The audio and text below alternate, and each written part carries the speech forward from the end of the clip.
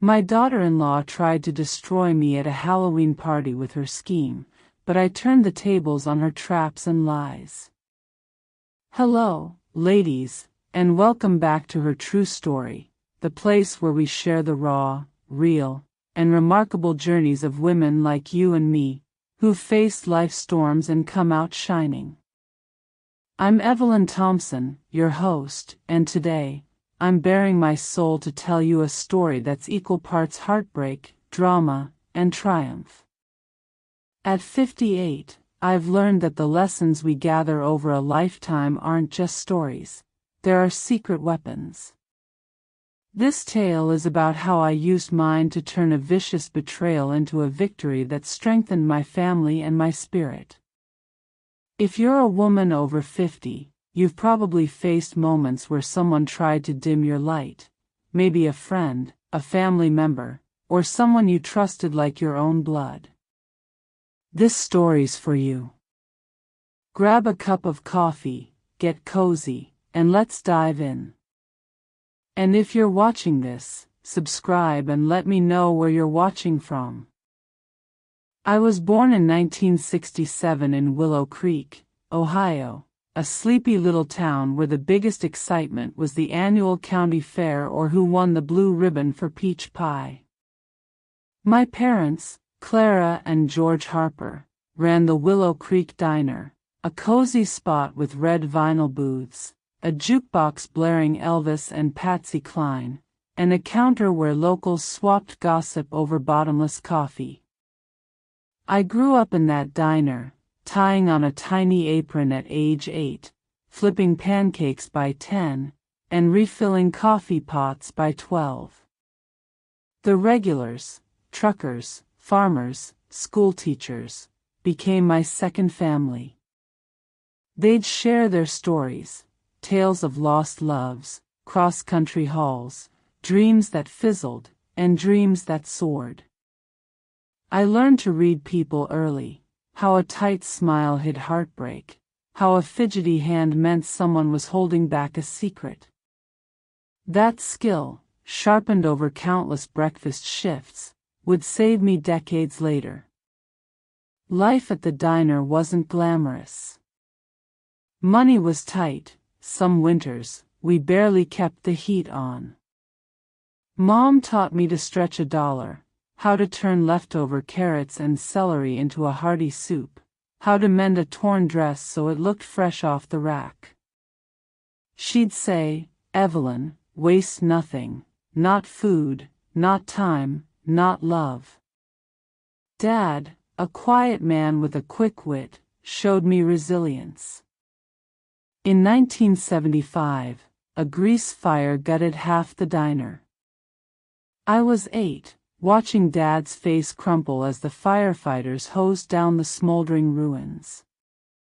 But he didn't quit. He took out loans, rallied the town, and rebuilt that diner from the ground up. Life's like a bad batch of dough, he'd tell me, wiping sweat from his brow. Knead it till it works. Those lessons became my foundation. Work hard, stay sharp, and never let a setback break you. School was my escape. I was a bookworm, devouring Nancy Drew mysteries and dreaming of adventures beyond Willow Creek. I wasn't the prettiest or the most popular, but I had grit. I joined the home economics club, learning to bake pies that rivaled Mom's, and I won a scholarship to Ohio State for a degree in home economics. That's where I met Robert Thompson, my high school sweetheart who followed me to college. He was lanky, with kind brown eyes and a laugh that made my heart skip. We met at a campus dance in 1983, me in a hand-me-down blue dress, him in a suit 2 sizes too big. He stepped on my toes during Can't Help Falling in Love, and by the end of the night, I knew he was mine. We married at 22, right after graduation, me with my degree, him with one in accounting, both of us dreaming of a big family and a small business of our own. We moved to Cincinnati in 1989, a city buzzing with energy compared to Willow Creek's quiet fields. Robert landed a job at a local accounting firm, crunching numbers for small businesses. I started teaching cooking classes at the community center, sharing Mom's recipes and adding my own twists, like a rosemary thyme meatloaf that had folks begging for seconds. But my real passion was catering. In 1992, we launched Thompson's home kitchen from our tiny apartment. I'd spend hours perfecting recipes, lemon chiffon cakes for weddings, stuffed mushrooms for corporate events, and that meatloaf for family reunions. Robert handled the books, charming clients with his easy smile and knack for sealing deals over coffee. We were a team, unstoppable even when the fridge broke down mid-event or a client stiffed us on a payment. Our son, Michael, arrived in 1994, followed by our daughter, Laura, in 1997. Raising kids while running a business was like juggling flaming torches. I'd whip up dinners with a baby on my hip, stirring gravy while singing lullabies. Robert would read bedtime stories with a calculator in hand, balancing the budget between pages of Goodnight Moon. We faced storms: Robert's diabetes diagnosis at 35, a recession in 2008 that nearly tanked the business, but we always bounced back. I learned to negotiate with suppliers, spot a bad deal from a mile away, and keep a smile on even when I wanted to scream. Those years taught me life lesson number 1: adaptability is your superpower. The hardest blow came in 2020. Robert had a heart attack, sudden and merciless, at 56. I was 53, and the world felt like it had caved in. The kids were grown, Michael in Chicago, Laura in Seattle, but the house was a hollow shell without Robert's laugh. I could have given up, let grief swallow me whole. But Mom's voice echoed, "Need it till it works." So I reinvented myself. I enrolled in online courses in digital marketing, learning about SEO, social media, and website design.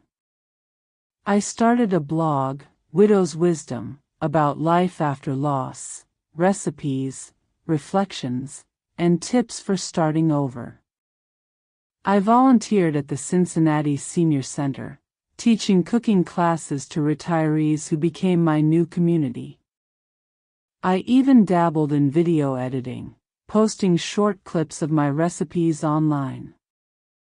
Those skills weren't just hobbies, they were my lifeline, and they'd soon become my armor. Michael met Sarah in 2021 at a marketing conference in Chicago. She was 30, a rising star at her firm, with sleek blonde hair, designer heels, and a phone that seemed glued to her hand. When he brought her to Cincinnati for Christmas, I was over the moon. Michael's eyes lit up around her, and I saw a future filled with grandkids and family dinners. I welcomed Sarah like a daughter, cooked her favorite lasagna, shared my recipe book, even helped them pick out their suburban Cincinnati home with a big backyard for future barbecues.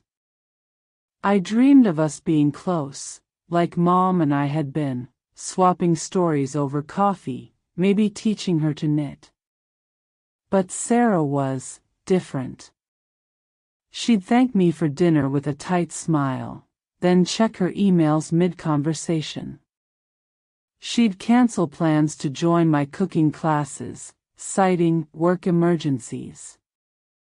Once, when I gifted her a hand-knitted scarf, forest green, her favorite color, she said, "Oh, Evelyn, it's so homemade."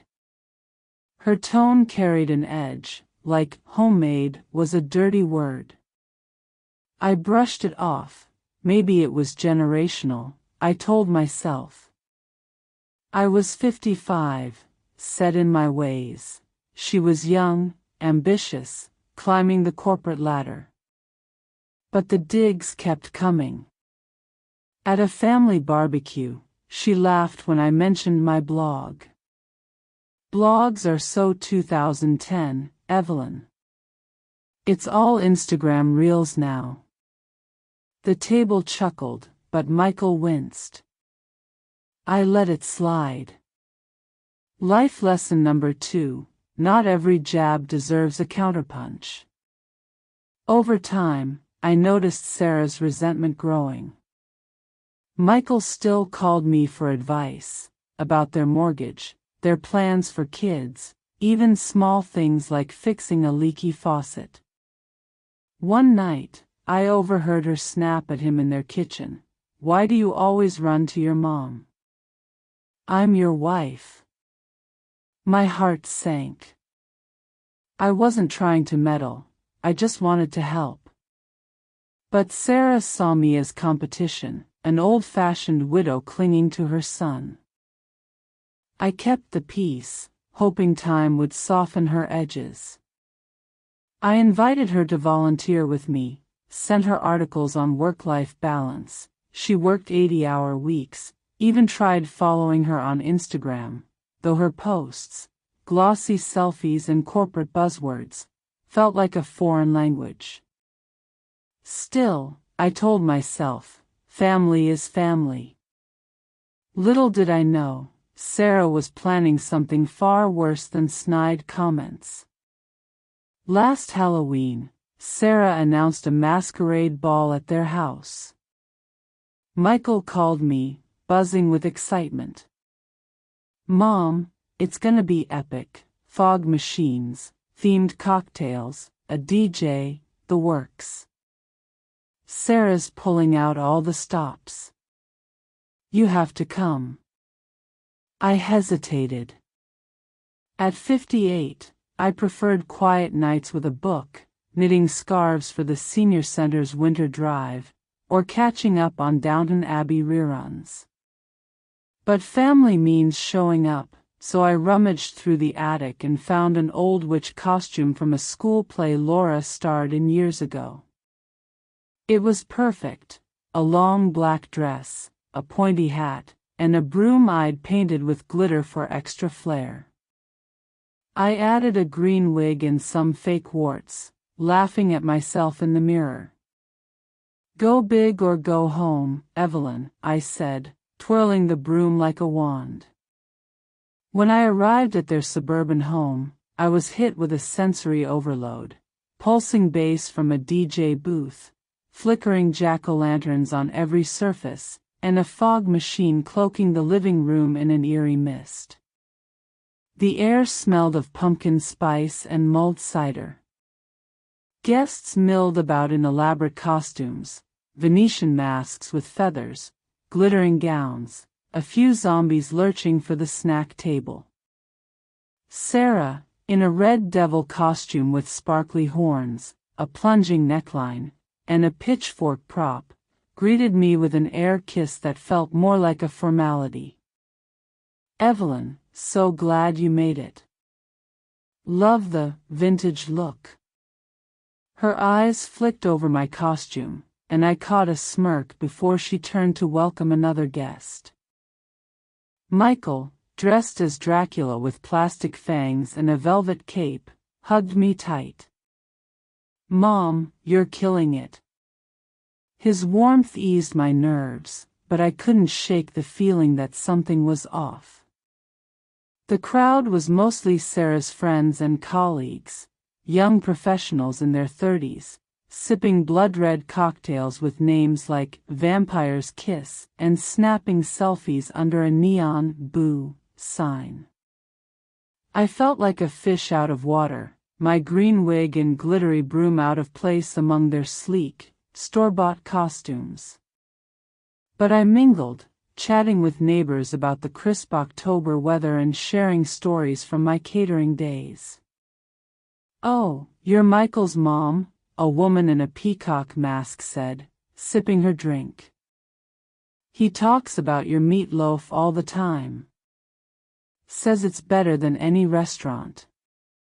I smiled, warmed by the compliment. But then Sarah's voice cut through the chatter. Yeah, Evelyn's food is so comforting. Like a hug from the past. The room laughed, and I felt a sting. Was I imagining the edge in her tone? Or was she setting the stage for something bigger? The night took a dark turn during Sarah's Truth or Dare Masquerade game.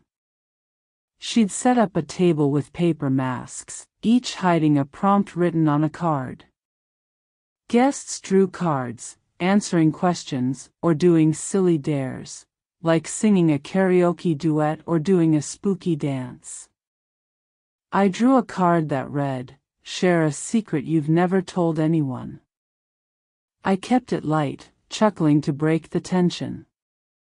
Back in '98, I swapped sugar for salt in a rival caterer's cookies at a county bake-off. Won first place and a $50 gift card.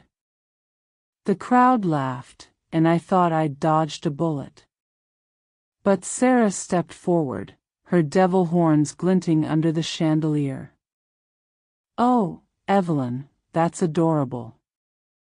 But what about a real secret? Like how you still check Michael's bank account every month?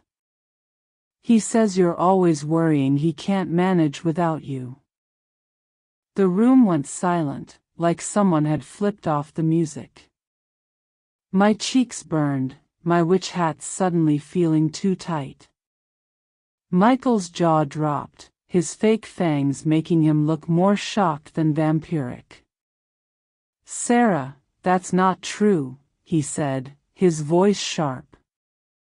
But she waved him off, turning to the crowd with a syrupy smile. "It's sweet, really. She's just so protective.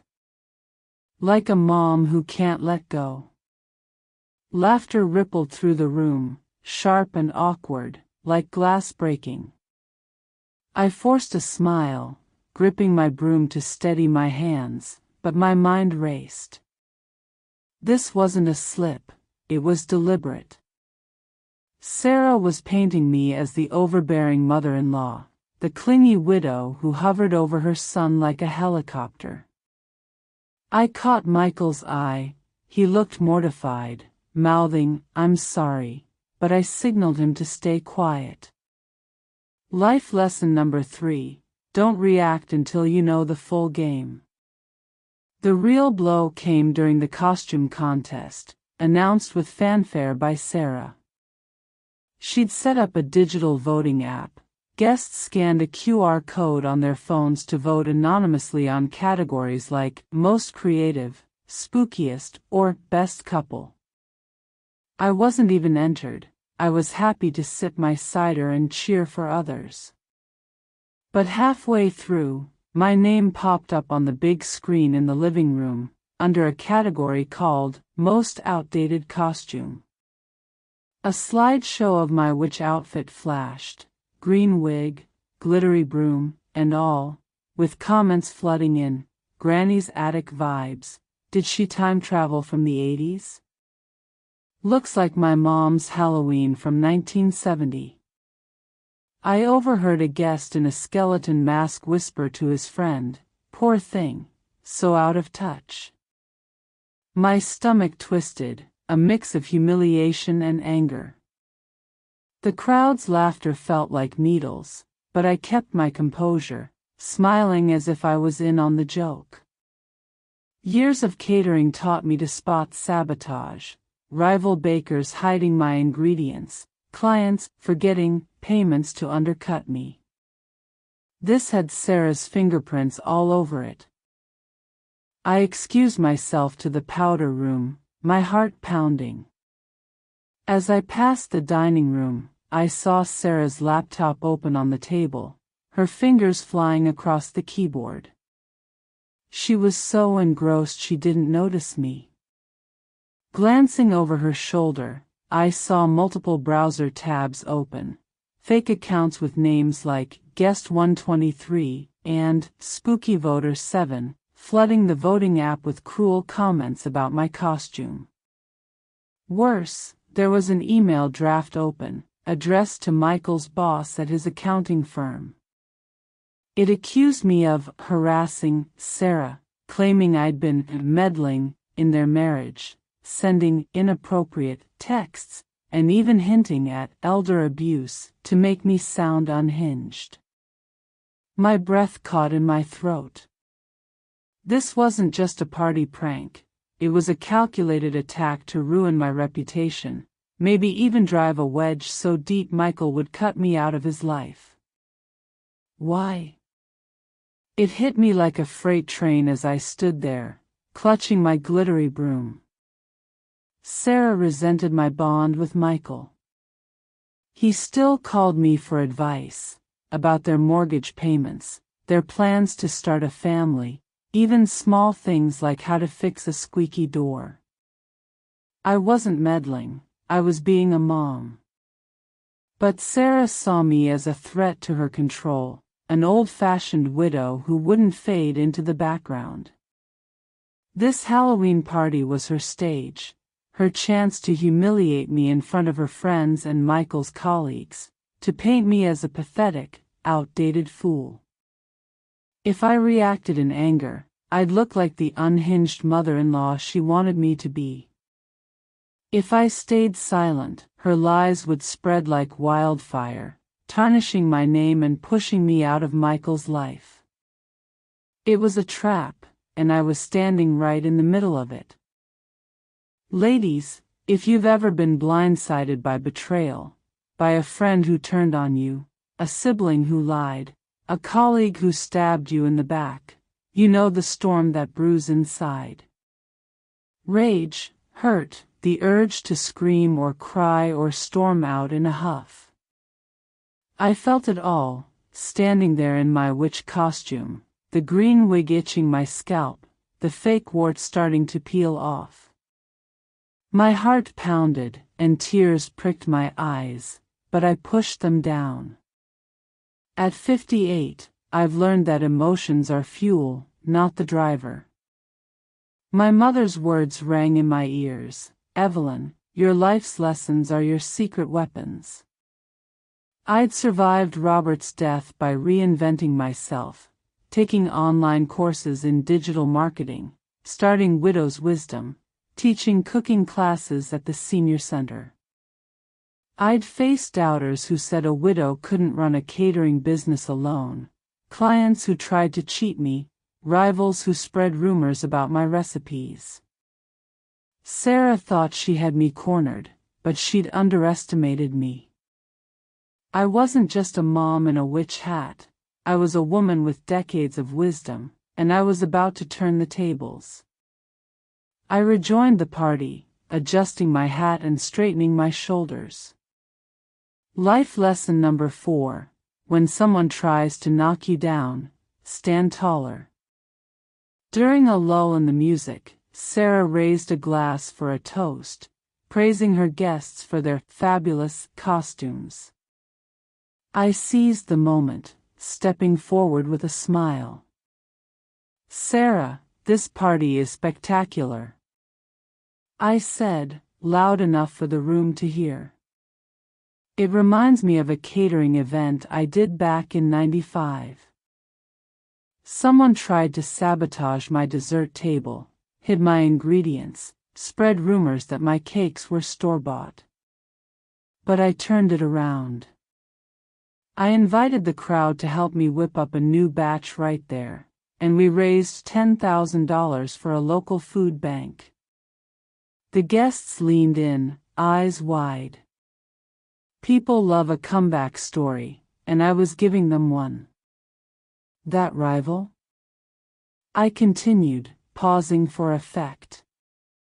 We ended up collaborating on a charity bake-off the next year. Sometimes, you just have to turn a foe into a friend. The room erupted in applause, and I saw Sarah's smile falter, her pitchfork prop trembling slightly. I wasn't done. I worked the crowd, moving from group to group, charming Sarah's colleagues with stories from my catering days. I told them about Michael's childhood, how he'd help in the kitchen by sneaking cookie dough, how he built a lopsided treehouse with Robert's old tools.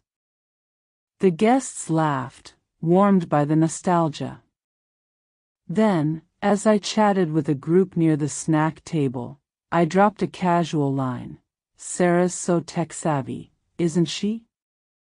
I saw her managing that voting app like a pro earlier. Oh, and that email draft, hope it's for a big work project.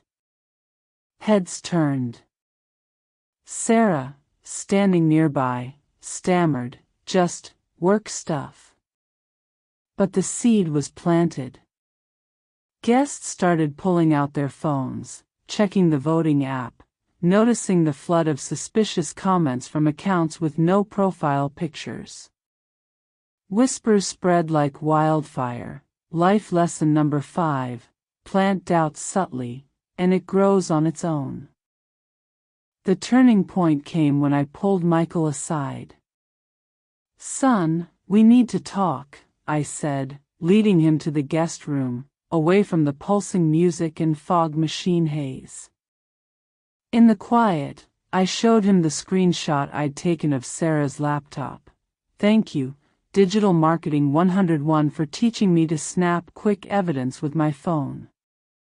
The image showed her fake accounts and the damning email draft. Michael's face fell, his Dracula cape sagging. She said you were causing drama, Mom, he said, his voice breaking. She told me you were texting her too much, making her feel smothered. I hugged him tight, feeling his heartbeat against mine. Michael, I've taught you to see through smoke and mirrors since you were a boy. You know me.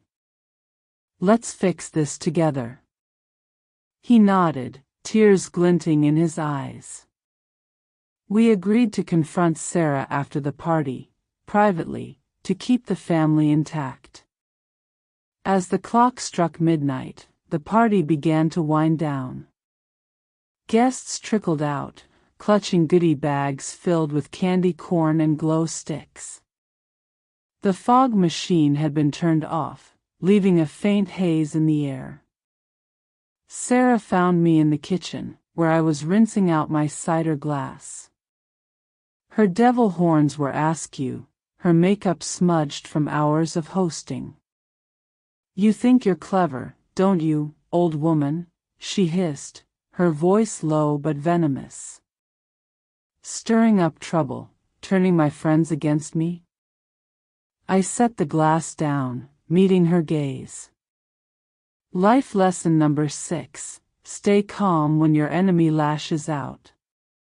Sarah, I said evenly, I've buried a husband, raised 2 kids, and rebuilt my life from ashes. Your schemes? They're nothing I haven't seen before. But I'm not here to destroy you. I want peace, for Michael, for all of us. Before she could respond, Michael stepped into the kitchen, his cape draped over his arm. Sarah, Mom showed me the screenshot, he said, his voice steady but heavy. The fake accounts, the email to my boss. Why? Sarah's face crumpled, and for a moment, I saw not a scheming devil but a young woman unraveling. She sank onto a bar stool, tears streaming down her face. I feel like I'm never enough next to you, Evelyn, she said, her voice breaking. Your perfect recipes, your perfect bond with Michael, your perfect life. I'm drowning, work, marriage, the pressure to be a mom someday. I thought if I pushed you away, I'd finally feel enough. It was raw, messy, human. My heart ached for her, even after everything. I could have gloated, could have let her words fuel my anger. But I remembered life lesson number 7. Kindness can disarm even the sharpest enemy. I pulled up a stool beside her. "Sarah, I'm not perfect," I said softly. "I'm just a woman who's learned to keep going. I lost my husband, my partner, my rock. I've made mistakes, plenty of them. But I don't want to be your enemy. I want to be family." I paused, letting the words sink in. Let's start over. Therapy, boundaries, honesty. For Michael's sake, and yours. She nodded, wiping her eyes, her red lipstick smudged. Michael put an arm around her, then looked at me. "Mom, I'm sorry I didn't see it sooner." I hugged them both, feeling the weight of the night lift, just a little. We set ground rules: no more lies, no more schemes, and weekly family dinners to rebuild trust. It wasn't a fairy tale ending, but it was a start. The months that followed were a slow climb, but they were real. Sarah started therapy, working through her insecurities about motherhood and her high-pressure career. Michael set clearer boundaries, balancing his love for both of us.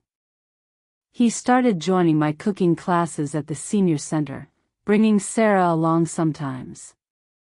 She was hesitant at first, but one day, she nailed my meatloaf recipe, and I saw a spark of pride in her eyes. It wasn't perfect, but it was progress.